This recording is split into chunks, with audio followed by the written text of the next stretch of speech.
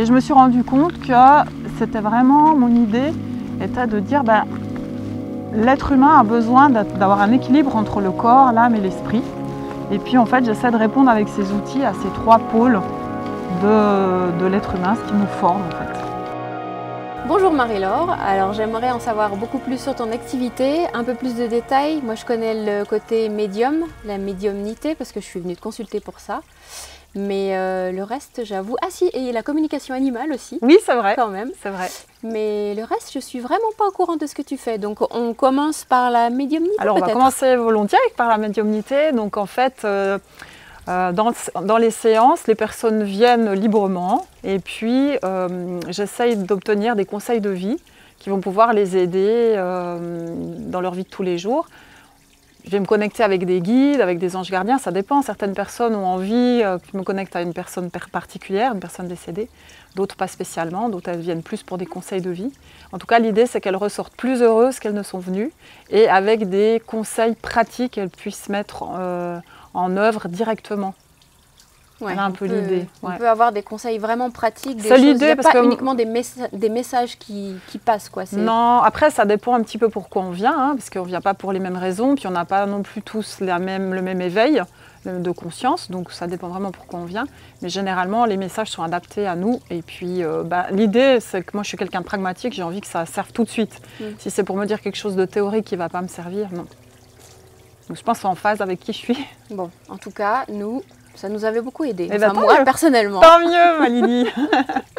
Bon, la communication animale, nous on avait eu un problème avec un chat qui s'était mis tout à coup à faire ses besoins, enfin pipi partout dans la maison, et uriner partout dans la maison, sur les canapés, le lit, enfin des endroits, alors que c'était un chat propre depuis plusieurs années. Et j'avoue que le petit message qui nous a passé à ce moment-là était très étonnant.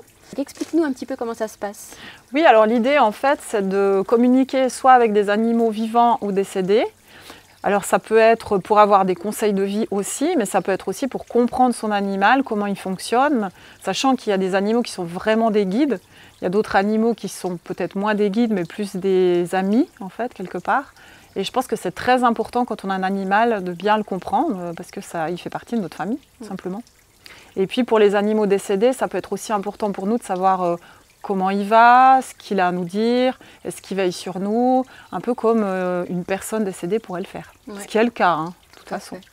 Et un animal qui serait perdu ? Alors les animaux perdus, figure-toi que je n'avais jamais trop essayé et j'avais peu confiance dans mes capacités de retrouver des animaux perdus. Et finalement, il s'est avéré que si, parce que s'il veut être retrouvé, oui, il donnera des infos. Après, j'ai eu un animal récemment qui m'a expliqué que s'il voulait revenir, il reviendrait et que c'était son choix. Donc finalement, je n'ai pas eu plus d'infos que ça, mais ça correspondait à son caractère. Donc voilà. Donc on peut communiquer bien sûr, on peut avoir des infos. Bon, pour moi, je ne suis peut-être pas spécialisée là-dedans, elles ne sont pas hyper précises, mais suffisamment en tout cas pour retrouver l'animal, s'il le souhaite. C'est ça qui est un peu bizarre des fois pour certaines personnes. Là, j'avais une perruche qui s'était éloignée. D'une part, elle avait envie de partir, et d'autre part, une perruche dans la nature, c'est un petit peu compliqué pour survivre. Donc voilà. Et tu arrives à savoir si elle est encore en vie ? Ouais, là, elle n'était plus en vie, mais même la personne qui m'a posé la question soupçonnait qu'elle n'était plus en vie. Donc de toute façon, je n'aurai jamais des messages qui puissent trop heurter la personne. C'est pas du tout le but. Le but, c'est vraiment de l'aider. Alors, ça ne veut pas dire que des messages ne sont pas là pour vous, pour faire travailler la personne, mais en tout cas pas pour la heurter. Bien. Bon, voilà. En tout cas, c'est très utile parce que c'est compliqué de communiquer clairement avec son animal. Oui, parfois, c'est pas évident. Toujours simple. C'est pas toujours évident, c'est vrai.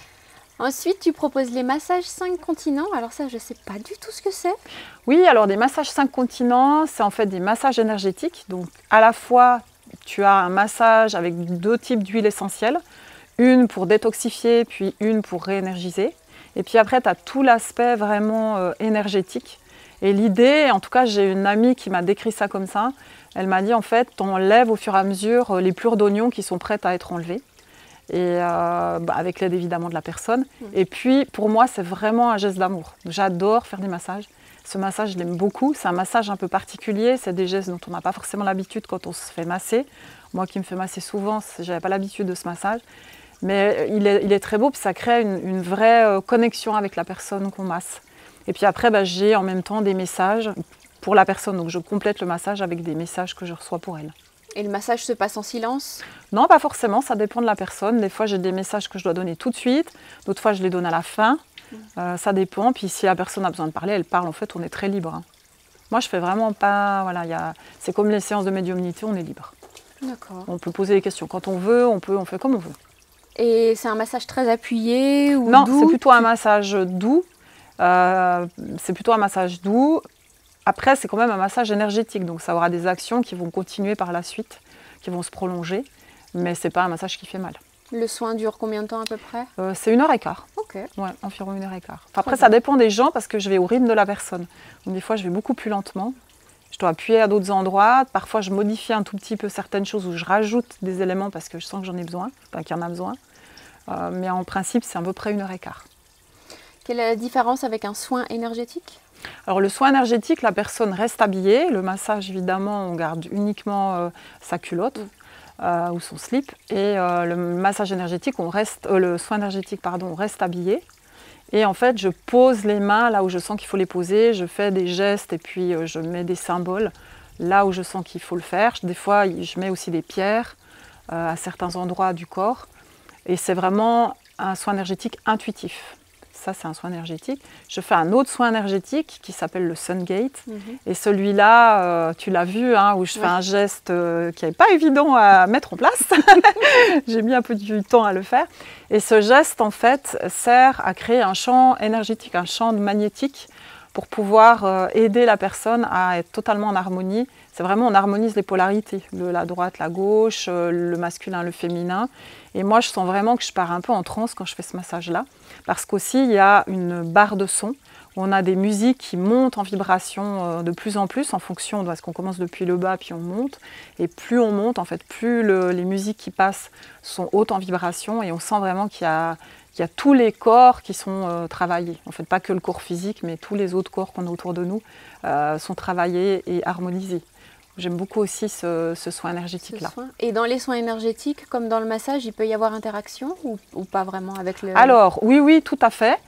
Sachant que le soin Sungate, je le fais en présentiel, le massage aussi évidemment, mais les soins énergétiques intuitifs, je peux les faire aussi à distance.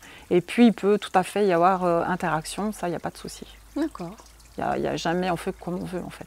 Généralement, les soins énergétiques, je ne parle pas forcément, mais si j'ai quelque chose à dire, je le dis. Et si la personne a besoin de parler, mais évidemment, elle me parle, il n'y a pas de souci. Bon, on ne fait pas taire à tout prix les gens. Ah, vraiment pas, surtout pas, il faut vraiment se sentir libre. On vient comme on est. Oh. Et oui. Ensuite, il y a l'hypnose aussi que tu proposes? Oui, alors l'hypnose, en fait, c'est une formation que j'ai faite il y a 1 année et demie. J'aime beaucoup l'hypnose, je la fais aussi de manière assez freestyle, on va dire, c'est-à-dire que j'invente sur le moment des histoires, des choses pour aider les gens en fait, par rapport à leurs problématiques. Donc en fait c'est assez spécifique à la personne, donc je ne reprends pas des textes qui sont toujours les mêmes pour tout le monde. Moi, j'essaie vraiment de m'adapter à la personne, c'est comme ça que j'arrive le mieux, donc c'est pour ça que je le fais comme ça. Hein. Je suis assez douée pour inventer, un petit peu moins pour refaire toujours la même chose, je ne suis pas très douée pour ça. Et puis, dans l'idée, c'est vraiment d'aider la personne, que ce soit au niveau physique ou au niveau émotionnel ou psychologique, voilà, ça dépend. Donc ça peut être sur des sujets très très variés l'hypnose, mais ça je pense que les gens connaissent bien l'hypnose. Hein. Donc pour l'hypnose, il y a forcément déjà une histoire, hein, le vécu à te raconter, enfin la problématique, on ne vient pas comme ça en disant je veux une séance d'hypnose et on verra ce qui se passe. Alors ça dépend, si c'est une séance d'hypnose vraiment spirituelle, oui, on peut très bien le faire sans avoir une problématique spécifique. Si c'est de l'hypnose pure, non, je me renseigne quand même pour savoir comment construire l'histoire pour qu'elle soit la plus utile possible pour la personne.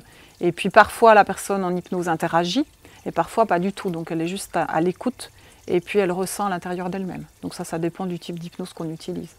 Est-ce que, je sais que ça se fait énormément pour arrêter le tabac. Oui. Est-ce que tu le proposes aussi? Alors c'est vraiment quelque chose que j'aime pas beaucoup faire parce qu'en fait il faut qu'on se fasse détester par la personne. Donc on doit lui dire des choses tellement affreuses que je crois que j'ai pas trop envie de le faire, j'avoue. J'aimerais mieux aider des personnes peut-être à perdre du poids, ça oui. Après, arrêter de fumer, c'est compliqué parce qu'on doit vraiment dire des choses horribles à la personne pour qu'elle arrête. C'est comme ça que ça marche. Hein. En tout cas, c'est comme ça que je l'ai appris. Peut-être que d'autres personnes le font autrement. Du coup, non, je n'aime pas bien.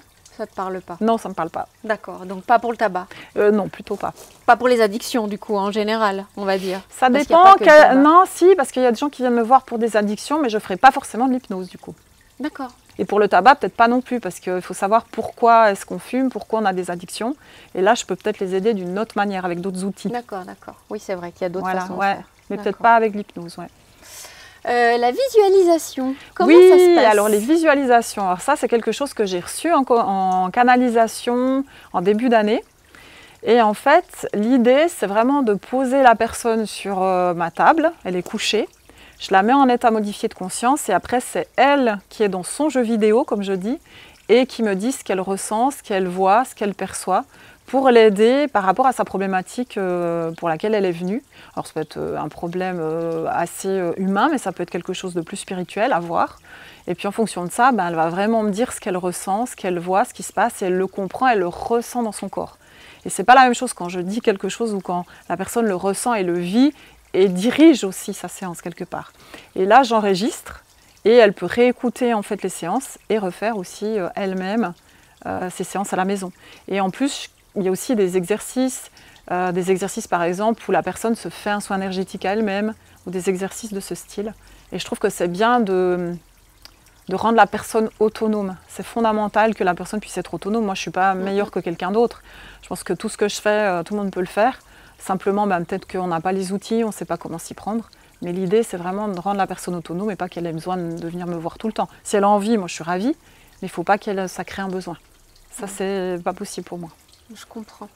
Et dans les séances de visualisation, si jamais, parce que parfois on a des blocages, on n'a pas forcément, je sais pas, d'imagination ou on va pas forcément visualiser quoi que ce soit. Est-ce qu'on arrive quand même à... Ouais, tout à fait. Quand je dis visualisation, c'est peut-être pas le mot le plus juste, mais en fait, c'est ce qui m'a été donné comme mot. Mais il y a des gens qui visualisent pas du tout et par contre, ils arrivent à me décrire des choses comme s'ils voyaient. C'est incroyable.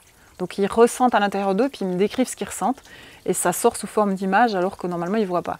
Puis pour les gens qui ont vraiment beaucoup de peur ou qui ont l'impression qu'ils sont beaucoup dans le mental, alors c'est rigolo là, mais les malines, pour un peu contrer le mental, elle va créer des choses assez incroyables, du style des dessins animés ou des choses un peu comme ça, où tout d'un coup ça détend la personne, puis elle se dit bon je peux me lâcher, je suis comme dans un dessin animé ou dans un jeu vidéo, donc je peux dire tout ce que je ressens et je ne vais pas être jugée, donc je peux y aller.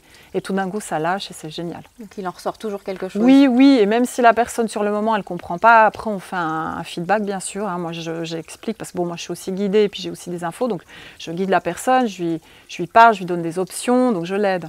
Et du coup, après, moi, souvent, on comprend en fait ce que ça veut dire. Même si ça paraît un petit peu étonnant, bizarrement, la personne, elle a tout compris à la fin. Ça peut être farfelu parfois. Ça peut être très farfelu, mais parce que c'est pour éviter que le mental intervienne. Donc, c'est fait exprès. Et c'est assez... Ce qui compte, c'est pas vraiment la forme, c'est le fond. Qu'est-ce que notre âme a voulu nous dire? C'est ça qui compte. C'est pas la forme. Ça, c'est plus important. Il faut comprendre le message encore. Exactement. Et l'âme est très intelligente pour nous donner les messages qu'il faut quand il faut. Heureusement. Ouais. Comment exactement. elle... Mais non non, mais c'est vrai. Bon, très bien. Je crois qu'on a fait le tour. Il nous manque juste la purification des lieux. Oui, alors la purification des lieux, en fait, l'idée, c'est vraiment d'harmoniser les lieux. Mais moi, en fait, ce que j'aime bien, c'est harmoniser les lieux avec les personnes qui y habitent. Donc souvent, j'aime bien faire les harmonisations en compagnie des personnes et leur demander ce qu'elles ressentent. On fait tous ensemble. Moi, j'avais fait ça avec un petit garçon de 4-5 ans. C'était incroyable, il ressentait la même chose que moi, mais avec d'autres mots. Puis moi, je travaille beaucoup avec les couleurs. Alors lui, il me donnait des couleurs, ses couleurs à lui. Moi, je lui donnais les miennes et c'était super intéressant, par exemple. Je peux faire aussi ça à distance, hein, ça c'est aussi possible. Mais moi, ce que je préfère, c'est le faire en présentiel avec les gens concernés.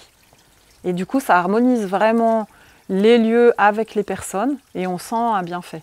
Est-ce que tu conseilles de le faire à chaque fois qu'on déménage, dès qu'on change de lieu d'habitation, le faire avant de... Oui, moi je pense que c'est bien de le faire avant parce qu'on n'a pas tous la même vibration. Et pour moi, je reçois souvent l'idée, moi j'ai eu l'info que j'étais comme un diapason. Alors pas que je donne le là et que tout le monde doit me suivre, pas du tout.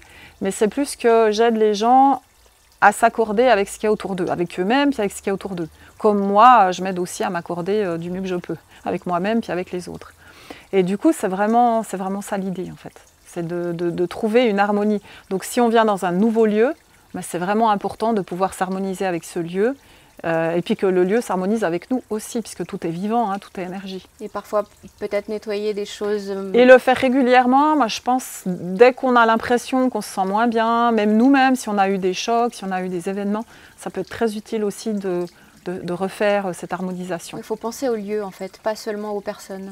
C'est ça, et puis pour moi, les lieux, c'est comme un être, hein. Tout est comme un être, en fait. Donc chaque pièce est comme un être, le lieu en tant que tel est comme un être. Donc forcément, il faut en prendre soin. Et dans le cas d'un logement neuf? Alors c'est pareil dans le cas d'un logement neuf parce qu'en fait, forcément le bâtiment il est construit sur un terrain et ce terrain il est imprégné énergétiquement aussi. Et puis ça a son importance, il faut aussi harmoniser le logement neuf avec la personne qui va habiter dedans ou les personnes qui vont habiter dedans. Et puis il faut permettre à ce logement d'avoir son propre caractère, sa propre personnalité. Pour moi voilà, c'est très important aussi pour les logements neufs. Les gens qui ont travaillé sur le chantier, ça a de l'importance aussi, si jamais... Oui, parce que tout est énergie, donc les gens qui ont travaillé sur le chantier, s'il y a eu des problématiques, si les gens étaient fâchés parce que ça n'avançait pas, voilà, ça a imprégné totalement le lieu. Donc tout ça, il faut l'harmoniser pour qu'on ne ressente plus ces énergies-là, mais que ce soit le plus doux possible pour tout le monde, pour le lieu en tant que tel, et puis pour ceux qui habitent dans ce lieu. Bon, très bien. Il n'y a plus qu'à. Exactement. On a tous besoin de toi. Mais écoute, je ne sais pas, mais en tout cas, je vais faire de mon mieux. Et tout ça dans la joie. Et ouais, c'est très important pour moi et l'envie. Donc aussi bien de mon côté que du côté des personnes qui viennent, tous les conseils que je peux donner ou tout ce qui se passe, il faut que ce soit fait dans l'envie et dans la joie. Ouais, ça apporte beaucoup. Ouais, c'est super important. Ça apporte énormément. Ouais. Ouais. Merci beaucoup, Marie-Laure. Merci Lydie, c'était vraiment un plaisir. À très bientôt.